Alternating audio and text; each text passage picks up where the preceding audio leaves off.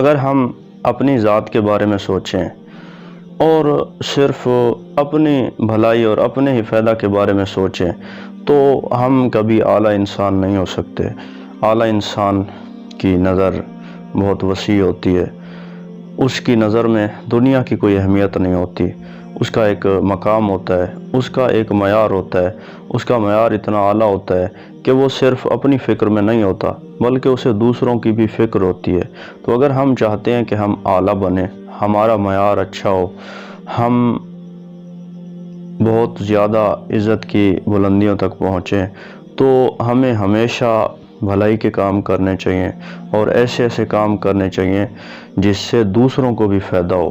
اپنی ذات کا اگر ہم فائدہ سوچیں گے تو یہ ایک محدود بات ہوگی۔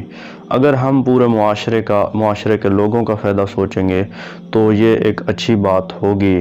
اور اعلیٰ ظرف انسان جو ہوتا ہے وہ ہمیشہ ایک اعلیٰ مقصد رکھتا ہے، وہ دوسروں کا بھی فائدہ سوچتا ہے، اپنا بھی فائدہ سوچتا ہے، اور کم ظرف جو ہوتا ہے وہ کبھی بھی دوسروں کا فائدہ نہیں سوچ سکتا۔ اس لیے ہمیں ہمیشہ ایک ایسی شخصیت ہونا چاہیے، ہمیں ایک ایسی شخصیت بننا چاہیے جس سے لوگوں کو فائدہ ہو، جس سے معاشرے کو فائدہ ہو۔ ہم اس زمین پر بوجھ نہ ہوں بلکہ ہم اس زمین پر محبت پھیلانے والے بنیں۔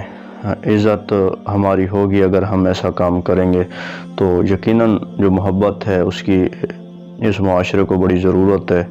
نفرتیں پھیلی ہوئی ہیں تو یہاں پہ سکون نہیں ہے۔ سکون تب آئے گا جب ہم محبت اور پیار بانٹیں گے۔ تو ہم چھوٹے چھوٹے کاموں کے ذریعے اپنے آپ کو بدل سکتے ہیں، دوسرے لوگوں کی زندگی بھی ہم بدل سکتے ہیں۔ تو ہمیں اپنا کردار ادا کرتے رہنا چاہیے۔ اگر ہم اچھا کر سکتے ہیں تو ہمیں اچھی نیت سے کرنا چاہیے، اس کا صلہ ہمیں اللہ تعالیٰ دے گا۔ ہمیں لوگوں سے تو اس چیز کی امید رکھنی ہی نہیں چاہیے۔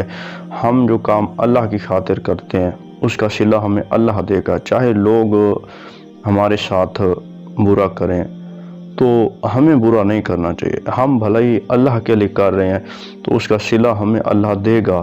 تو اس لیے ہمیں ہمیشہ اپنے ظرف کو اعلیٰ رکھنا چاہیے، کم ظرفی کا مظاہرہ نہیں کرنا چاہیے۔